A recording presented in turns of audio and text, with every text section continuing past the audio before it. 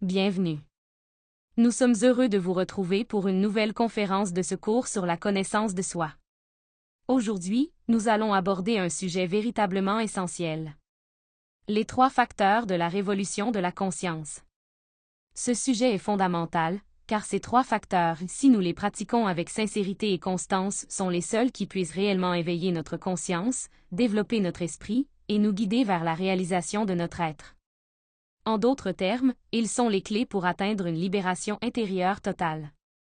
Dans le monde d'aujourd'hui, nous trouvons une multitude de religions, de traditions spirituelles, d'écoles mystiques, de systèmes de croyances, de méthodes et de pratiques. Mais la plupart d'entre elles nous enseignent à chercher le divin en dehors de nous-mêmes.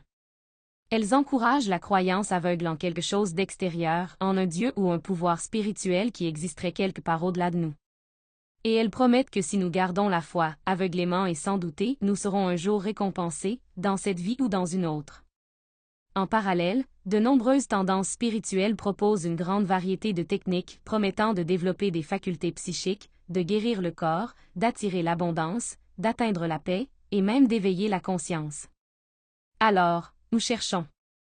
Nous essayons méthode après méthode, technique après technique, perdus dans un océan de théories et de pratiques. Des années peuvent passer sans que nous expérimentions un véritable changement intérieur. Malgré tous nos efforts, nous pouvons encore nous sentir loin de l'éveil, loin d'une transformation véritable. Finalement, nous nous lassons. Certains abandonnent et placent leur espoir dans une vie meilleure après la mort. D'autres perdent tout espoir et tombent dans le matérialisme ou l'athéisme, niant l'existence de toute réalité divine. Mais lorsque l'âme, fatiguée de tant de cycles de naissance et de mort, rencontre enfin la connaissance de ces 3 facteurs et commence à les vivre consciemment, jour après jour, une transformation profonde débute. Cela marque le début d'une véritable régénération, un retour vers la raison pour laquelle l'âme est venue dans ce monde, se connaître elle-même. Ainsi, l'objectif de cette conférence est simple. Vous transmettre les outils fondamentaux nécessaires à la réalisation de soi. La révolution de la conscience signifie se libérer du cycle mécanique de l'évolution et de l'involution. La véritable régénération humaine ne peut avoir lieu que par une révolution consciente, une transformation intérieure, volontaire et délibérée. Et cette révolution est rendue possible grâce à 3 facteurs essentiels. Mourir en nous-mêmes, naître spirituellement, et le sacrifice désintéressé pour l'humanité. Explorons maintenant chacun de ces facteurs en détail. Le premier facteur, c'est naître, c'est-à-dire la naissance spirituelle. La naissance spirituelle signifie la création des corps existentiels de l'être. De même que notre corps physique a été formé par le sexe, nos corps internes et spirituels doivent aussi être créés, et cela se fait également par le sexe. La première transformation, la plus essentielle, que nous devons accomplir, consiste à commencer à accorder de la valeur à notre énergie sexuelle.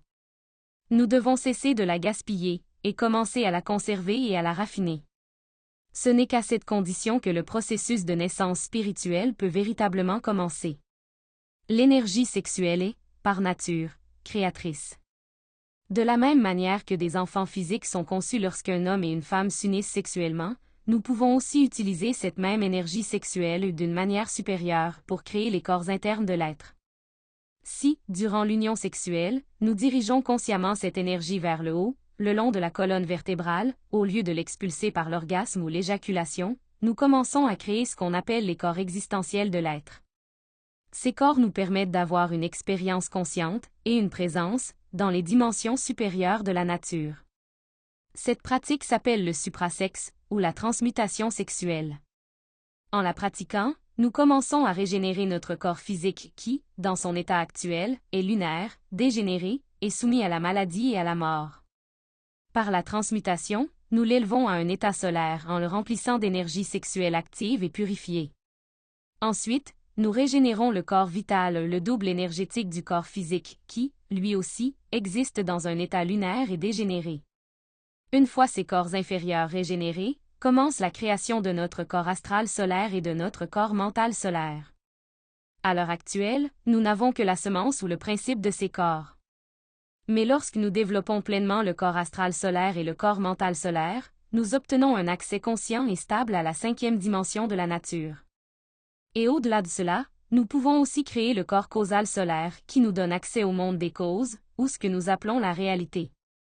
Lorsque nous avons formé ces 5 corps physiques, vital, astral, mental et causal, nous devenons de véritables êtres humains. À ce moment-là, nous méritons de nous unir aux 2 corps supérieurs, le corps bouddhique et le corps atmique, ce qui permet une présence totale dans la 6e et la 7e dimension de la nature. Ce processus entier de naissance spirituelle est rendu possible par la pratique consciente de la transmutation sexuelle. Il y a 3 conditions essentielles pour que la pratique sexuelle devienne une véritable pratique spirituelle supérieure. Ce sont la fidélité, la chasteté et l'amour. Si l'un de ces éléments manque, la pratique ne produira pas de résultats positifs. Voyons-les un par un. La fidélité, c'est d'avoir un partenaire stable et engagé, avec qui l'on peut travailler de manière constante dans cette pratique. Il doit s'agir d'un seul partenaire, pas de plusieurs, car avoir plusieurs partenaires affaiblit et corrompt le travail. Le couple doit comprendre le caractère sacré de cette pratique et être prêt à y collaborer consciemment. Et cette pratique doit se faire entre un homme et une femme, car ce n'est que lorsque leurs polarités opposées s'unissent qu'une véritable force créatrice peut être activée. De même qu'un homme et une femme sont nécessaires pour créer un enfant physique, ils sont aussi nécessaires pour créer les corps spirituels internes. La 2e condition est la chasteté. La chasteté ne signifie pas la répression sexuelle. Elle signifie ne pas expulser l'énergie sexuelle ni orgasme, ni éjaculation, pour aucune raison. Cette énergie est sacrée. Elle doit être conservée, raffinée et dirigée vers le haut à travers la colonne vertébrale. Grâce à cela, nous apprenons à nous remplir de notre propre pouvoir créateur. Pour réussir dans ce travail, nous devons apprendre à accorder une valeur profonde à notre énergie sexuelle, car c'est par elle que toute création spirituelle devient possible. Et la 3e condition est l'amour. L'amour, c'est respecter son partenaire, prendre soin de lui ou d'elle, et partager un véritable désir spirituel de grandir ensemble. Votre partenaire est votre plus grand allié et votre complément le plus précieux, car c'est à travers lui ou elle que vous allez vous connecter à votre propre divinité intérieure. Pour cette raison, votre partenaire doit être profondément respecté et valorisé. Le lieu où se pratique l'union sexuelle, c'est le lit du couple, et ce lit devient leur autel. C'est un espace sacré, et il doit être traité avec le plus grand respect. Nous devons veiller à ce qu'aucune énergie étrangère ne vienne s'y mêler. La pièce, la chambre où se trouve cet autel doit être parfaitement propre, bien aérée, et totalement exempte de bruit, comme la musique forte ou la télévision. Et personne d'autre ne doit dormir dans cette pièce. Cette forme supérieure de sexualité ne peut pas être pratiquée n'importe où. Elle nécessite un espace dédié, spécial, un environnement privé et pur, digne du travail sacré qui s'y accomplit. Avant de commencer la pratique de la naissance spirituelle, nous devons d'abord nous préparer. De même que la propreté physique de la chambre est importante, il est également essentiel de purifier l'espace des énergies lourdes ou négatives. Pour cela, nous pouvons commencer par chanter la conjuration de protection de Bélilin, un chant sacré qui purifie l'environnement et le libère des vibrations nuisibles. Ensuite, nous complétons cette purification en traçant le cercle magique de protection, pour sceller l'espace et empêcher toute interférence d'énergie ou d'entités négatives pendant la pratique sexuelle. Nous avons étudié en détail ces conjurations de protection lors de la conférence 7. Une fois l'espace propre énergétiquement, nous offrons alors une prière simple et sincère avec nos propres mots pour demander à notre Père intérieur et à notre Mère divine de nous aider et de nous guider pendant la pratique. Une fois que tout est prêt, nous passons ensuite à l'activation de notre énergie sexuelle, avec notre partenaire. Cette activation signifie obtenir une érection correcte chez l'homme et une lubrification naturelle correcte chez la femme. Cela se produit à travers des baisers et des caresses conscients partagés par le couple. Et par conscient, nous entendons que le mental ne doit pas interférer et nous restons pleinement présents, conscients de chaque baiser, de chaque contact, sans permettre aux défauts psychologiques de la luxure de surgir. Nous évitons la surexcitation, et surtout, nous évitons toute perte d'énergie. Lorsque la femme atteint une lubrification naturelle suffisante, et que l'homme obtient une érection ferme, Nous procédons alors à l'union sexuelle, à la pénétration, avec pleine conscience et sérénité intérieure. Pendant toute la durée de la pratique, 3 qualités essentielles doivent être présentes. La concentration, l'imagination et la volonté. La concentration, c'est garder l'esprit focalisé sans jamais le laisser dériver vers des pensées ou des distractions. Chaque partenaire doit rester centré sur sa propre énergie, pleinement présent dans l'instant. L'imagination doit également être utilisée avec sagesse. C'est elle qui nous permet de guider consciemment l'énergie sexuelle vers l'intérieur et vers le haut. Nous devons nous en souvenir, pour les sages, imaginer, c'est voir et créer. Et enfin, il nous faut de la volonté. La force intérieure pour rester maître de nos organes sexuels, sans jamais nous laisser emporter par la surexcitation, ni atteindre l'orgasme ou l'éjaculation. La différence essentielle entre cette pratique sexuelle spirituelle et le sexe conventionnel, c'est que nous ne faisons pas de mouvements brusques ou rapides pour atteindre l'orgasme. Mais des mouvements doux et conscients, et uniquement si nécessaire, pour maintenir la puissance sexuelle. Le but est d'élever l'énergie sexuelle le long de la colonne vertébrale, à l'aide d'une technique de respiration simple. Ce processus de respiration comprend 3 étapes. Inspirez profondément et lentement, en remplissant bien les poumons d'air, tout en dirigeant mentalement ce souffle vers les organes sexuels et vers les gonades. Retenez votre souffle, en visualisant l'énergie sexuelle, comme un fil doré qui monte à partir des testicules chez l'homme, ou des ovaires chez la femme, vers le coccyx. Ensuite, à l'aide de votre imagination consciente, guidez cette énergie le long de la colonne vertébrale, jusqu'au point situé entre les sourcils. Une fois que l'énergie atteint ce point, expirez lentement en vocalisant le mantra.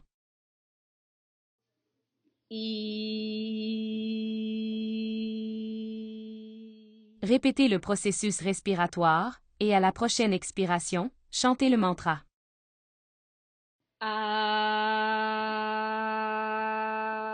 Puis, une 3e fois, et cette fois expirez avec.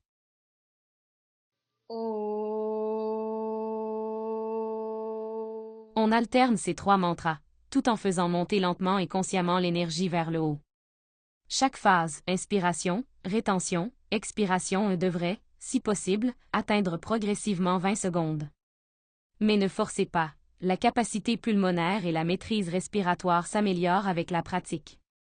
Si la puissance sexuelle diminue à un moment donné, si l'homme perd un peu de son érection, ou si la femme perd un peu de lubrification. Le couple peut faire quelques mouvements doux pour rétablir la puissance, puis reprendre le processus de montée de l'énergie. La pratique peut durer aussi longtemps que le couple le désire, ou tant que la puissance sexuelle est présente. Et la véritable réussite de cette pratique, c'est de la terminer sans répandre l'énergie sexuelle. Sans orgasme, sans éjaculation, en conservant cette force créatrice pour la transformation spirituelle. Voici quelques recommandations importantes à garder à l'esprit. Cette pratique ne doit être faite qu'une seule fois par nuit. Avec patience, prudence et persévérance, nous avancerons, vertèbre par vertèbre, corps par corps, étape par étape dans ce travail sacré. Il est également important de ne pas se baigner avant 2 heures après la pratique. Même si cela n'est pas toujours perceptible, une puissante énergie électromagnétique est mise en mouvement pendant ce travail. Se baigner trop tôt pourrait nuire à cet équilibre. Il existe aussi certaines conditions spécifiques dans lesquelles la pratique ne doit pas être effectuée. Pendant la période menstruelle. Si la femme est enceinte. Ou pendant la période d'allaitement. Et il est très important de ne pas utiliser de contraceptifs. Ces substances et dispositifs isolent et altèrent le pouvoir créateur de l'énergie sexuelle, perturbant ainsi tout le processus sacré. Il faut également comprendre que cette pratique est en elle-même une forme de régulation naturelle de la fertilité. Car son efficacité repose sur le retrait systématique sans jamais atteindre l'orgasme ni l'éjaculation. Et avec cela, nous achevons l'explication du premier facteur de la révolution de la conscience. Le deuxième facteur, c'est mourir, c'est-à-dire vivre la mort psychologique. La mort psychologique signifie la désintégration intérieure de toutes nos façons négatives d'être. Les défauts psychologiques qui maintiennent notre essence prisonnière, notre énergie souillée, et notre conscience enfermée dans l'état dégénératif où nous vivons actuellement. Éliminer ces défauts, c'est permettre à nos vertus intérieures d'émerger. Ce sont nos humeurs négatives, nos émotions nuisibles, nos pensées déformées, et la manière dont nous maltraitons notre corps physique qui nous maintiennent dans un état de maladie, de faiblesse et de déconnexion. Les maladies physiques dont nous souffrons sont souvent le reflet extérieur de l'usage mauvais et de la contamination de nos énergies intérieures par ces éléments psychologiques. Lorsque nous les éliminons, nous créons de l'espace pour leurs opposés et les expressions véritables de l'âme. En éliminant la colère, nous éveillons la patience, la maîtrise de soi et la capacité d'aimer. En éliminant la paresse, nous développons la volonté et l'ardeur au travail. En éliminant la luxure, nous faisons naître la pureté et la chasteté. En éliminant le mensonge, la cupidité et l'orgueil, nous cultivons l'honnêteté, la loyauté et l'humilité. Nous commençons à comprendre que la véritable vertu n'est pas quelque chose que l'on ajoute de l'extérieur, mais quelque chose qui naît de l'intérieur, dès qu'on la libère du défaut qui l'enchaînait. Une vertu est l'expression pure de l'essence. C'est une sagesse et une force qui surgissent de la compréhension et de la transformation d'une manière erronée d'être. Mais pour commencer le chemin de la mort psychologique, il faut d'abord apprendre à s'observer soi-même. Et cela est souvent la chose la plus difficile, à cause de la manière mécanique dont nous vivons. Quand nous apprenons à nous observer véritablement, nous commençons à reconnaître les manifestations de l'ego dans nos pensées, nos émotions et nos comportements. Nous devons apprendre à distinguer ce qui vient de l'ego, ce qui appartient à la personnalité, et ce qui vient de la conscience. Lorsque nous découvrons que ce n'est pas notre conscience qui s'exprime à travers nous, mais l'ego, et que nous choisissons consciemment de l'éliminer, alors nous commençons à voir un véritable changement, profond et durable. Pas comme une répression, ni comme de la culpabilité, mais comme une transformation réelle, née de la conscience et de l'honnêteté. Comme nous l'avons vu dans la dernière leçon, l'auto-observation, c'est diriger notre attention vers l'intérieur, vers notre monde intérieur, avec l'objectif d'un véritable changement. Et que peut-on observer dans ce monde intérieur? Nous observons nos pensées, celles qui se répètent, se contredisent, ou nous distraient. Nous écoutons nos dialogues internes, le bavardage incessant de nos différents « moi ». Nous ressentons nos émotions, les agréables comme les douloureuses. Nous remarquons nos humeurs. Nous observons nos réactions mécaniques, ces moments où nous agissons sans choix conscient. Nous regardons tout ce qui nous trouble, nous agite, ou nous vole la paix. Car dans toutes ces réactions, l'ego se révèle. Quand nous apprenons à le reconnaître, nous commençons le véritable travail, le travail de mort intérieure, de libération de l'âme de tout ce qui la maintient endormie. Lorsque, par l'auto-observation, tu découvres une manifestation de ton ego, une pensée, une émotion, ou une action, prends un instant pour la juger. Mais pas avec culpabilité ni honte, mais avec compréhension. Reconnais que ce que tu es en train de vivre ne vient pas de ta conscience. C'est un défaut psychologique qui draine ton énergie, te blesse, et affecte les personnes autour de toi.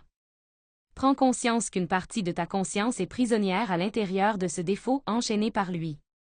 Et au moment précis où tu le reconnais, au moment où tu vois véritablement que c'est un défaut, tu dois demander de l'aide. Avec sincérité et urgence, invoque ta divine mère intérieure, ta force spirituelle de transformation. Et implore-la d'éliminer le défaut que tu viens de découvrir. Dis mentalement, avec force et dévotion. Divine Mère, élimine ce défaut. C'est ainsi que nous libérons la conscience emprisonnée. C'est ainsi que nous l'éveillons. C'est ainsi que nous commençons à restaurer l'unité de notre être. Plus tu travailles avec sérieux et constance avec cette méthode, plus tu commenceras à libérer ton essence. Plus tes centres d'énergie entreront en équilibre. Et plus ta conscience commencera à s'éveiller. Avec le temps, tu commenceras à remarquer des détails de plus en plus subtils en toi-même. Ce seront des signes de véritable progrès. Et le sens de l'auto-observation, qui au début peut sembler émoussé ou passager, deviendra de plus en plus précis et clair à mesure que tu l'utilises, jusqu'à ce qu'il s'éveille complètement. Permets-moi de te donner un exemple de comment pratiquer la mort psychologique dans la vie quotidienne. Imagine que je conduis tranquillement dans la rue. Soudain, à un carrefour, une autre voiture me coupe brutalement la route, manquant de peu de provoquer un accident. Si je reste calme, si je ne réagis pas immédiatement, j'ai l'occasion d'observer ce qui commence à bouger en moi. Une pensée surgit, idiot. Une autre voix dans ma tête insiste, insulte-le. Un moi dit, pour qui il se prend. Un autre crie, poursuis-le. Si je continue à observer, je remarque que je me sens déjà prêt à me battre. Je sens la tension monter dans mon centre émotionnel. Je perçois l'impulsion de me venger. Une autre pensée dit avec sarcasme, je me demande qui lui a appris à conduire. Puis, j'espère qu'il aura un accident. Un autre moi s'inquiète, sa voiture aurait pu rayer la mienne. Je réalise que je n'arrive pas à arrêter d'y penser. Les voix surgissent l'une après l'autre, et chacune alimente le feu de ma colère. Même plusieurs heures plus tard, je rejoue encore la scène. Je me sens encore troublé. Je porte encore la tension dans mon corps. C'est le prix de l'identification, le prix de ne pas avoir observé. Je me sens vidé, affaibli, car mon énergie a été gaspillée. Chacune de ces réactions, chaque pensée de colère, chaque pic émotionnel, est un détail différent du même défaut, la colère. Mais si je les observe, je peux les transformer. Et pour cela, je dois faire appel à ma divine mère. Je dois l'implorer. Divine mère, élimine ce défaut. Je demande l'élimination de chaque détail que j'observe. Dans mes pensées. Dans mes émotions. Dans les mots que j'ai envie de dire. Et dans les réactions instinctives qui cherchent à prendre le contrôle. En faisant cela, je n'autorise pas l'ego à agir. Je reste conscient, et j'agis avec lucidité. Ce processus est appelé « mort en marche ». Cela signifie rester en auto-observation tout au long de la journée. Être présent, instant après instant, afin de reconnaître les différentes manifestations de notre ego desquelles surgissent, et travailler continuellement à libérer la conscience emprisonnée en elle.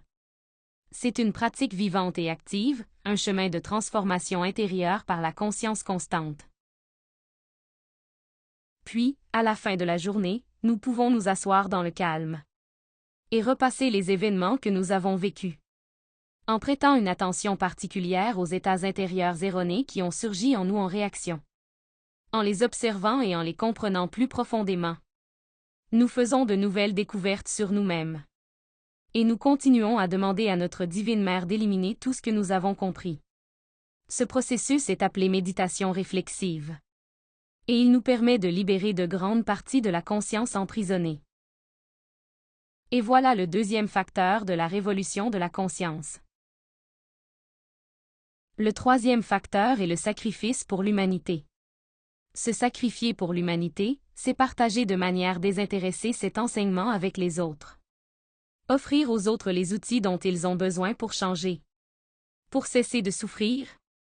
Pour éveiller leur conscience.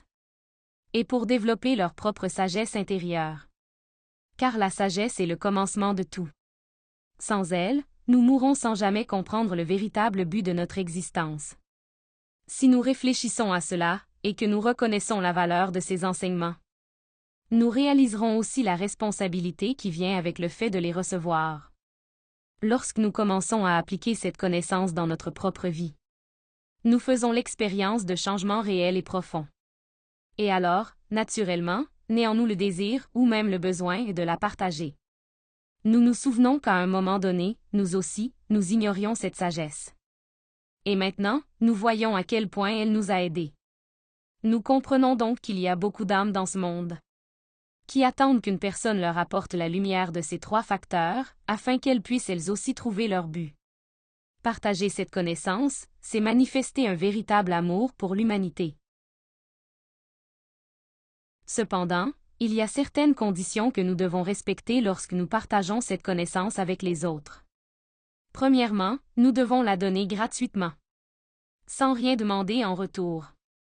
Car si nous attendons quelque chose en échange, ce n'est plus un sacrifice.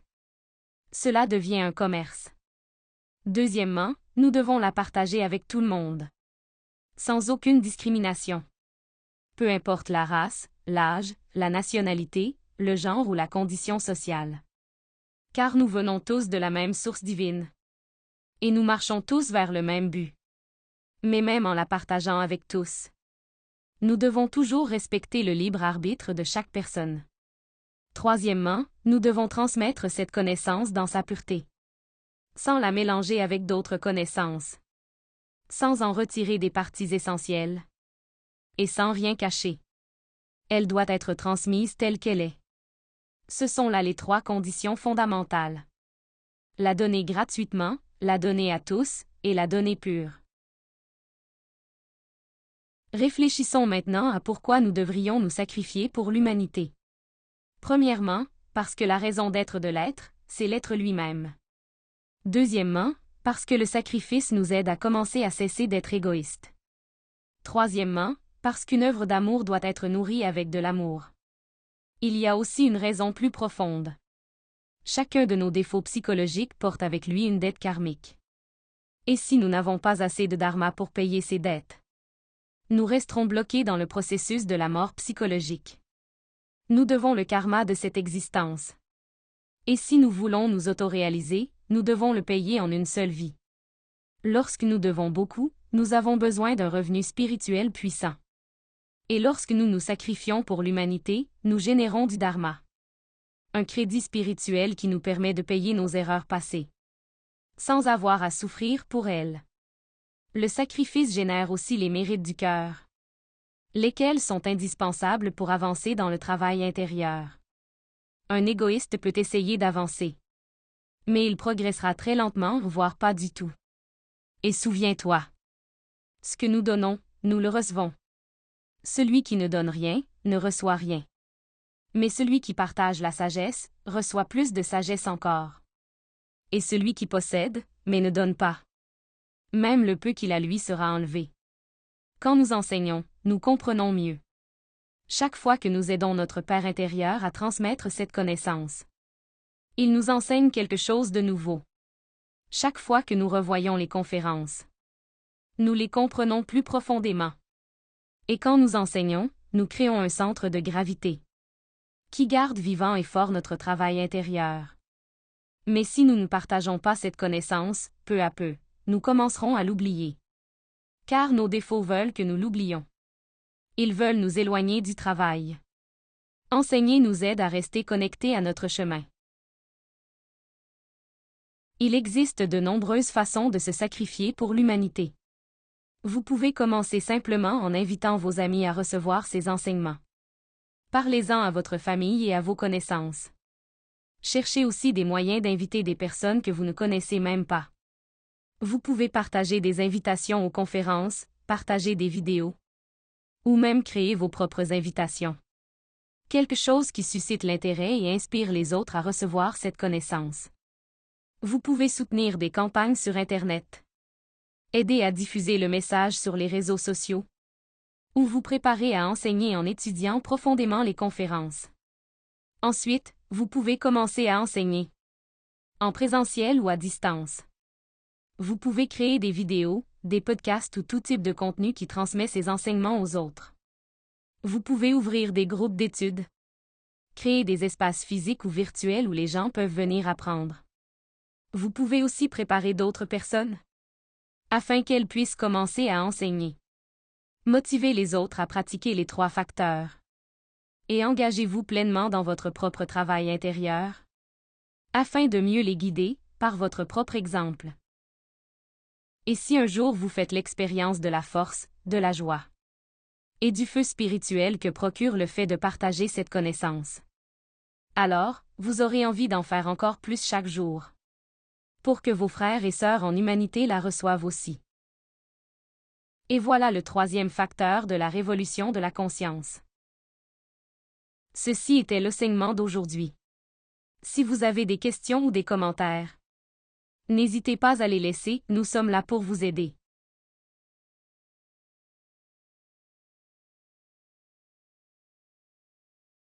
Je vous invite à la prochaine conférence, où nous parlerons du bavardage intérieur et de la chanson psychologique.